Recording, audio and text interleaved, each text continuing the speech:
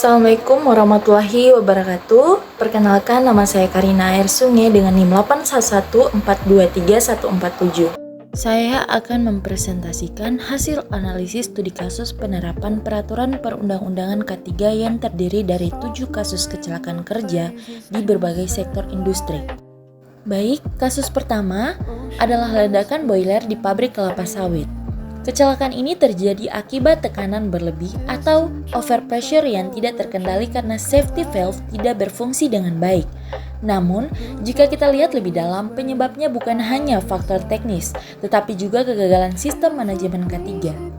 Perusahaan tetap mengoperasikan boiler yang tidak layak operasi, bahkan sertifikatnya sudah kadaluarsa, serta tidak dilakukan inspeksi berkala oleh ahli K3. Selain itu, operator juga tidak memiliki kompetensi yang sesuai. Hal ini menunjukkan bahwa risiko sebenarnya sudah diketahui, tetapi diabaikan oleh manajemen demi target produksi. Nah, kasus ini melanggar Undang-Undang Nomor 1 Tahun 1970 tentang keselamatan kerja karena perusahaan tidak menjamin keselamatan pekerja.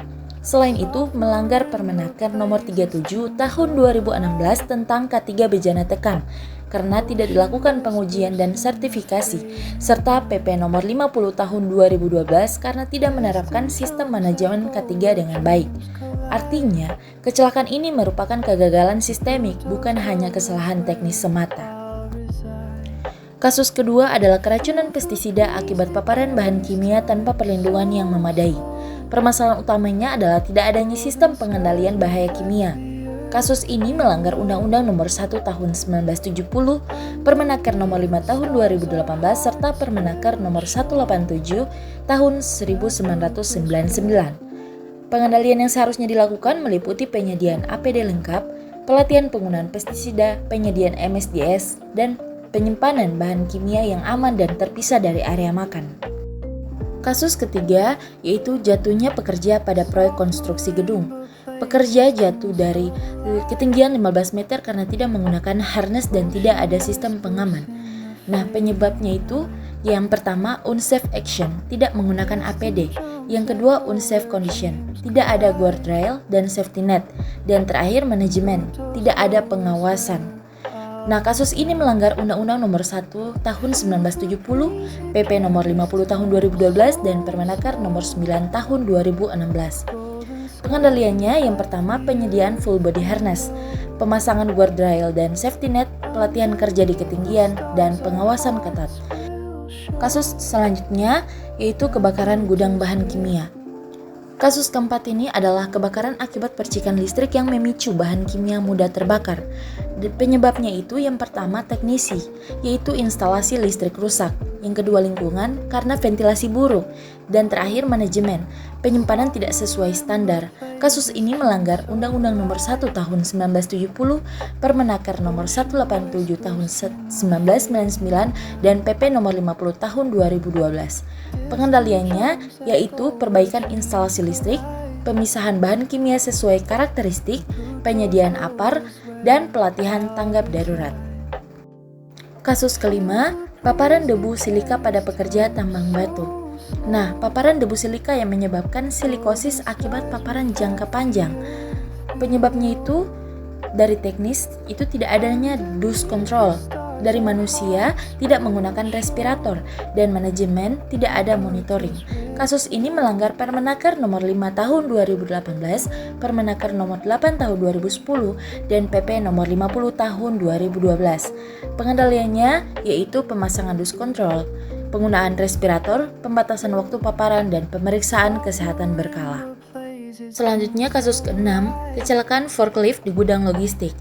Kecelakaan forklift di area gedung yang terjadi karena tidak adanya pemisahan jalur antara forklift dan pekerja. Selain itu, operator membawa muatan yang terlalu tinggi sehingga menghalangi pandangan serta tidak membunyikan klakson saat melewati tikungan. Bahaya utama pada kasus ini adalah pergerakan alat angkat dan angkut dengan risiko pekerja tertabrak, terjepit, hingga mengalami cedera serius dan kematian.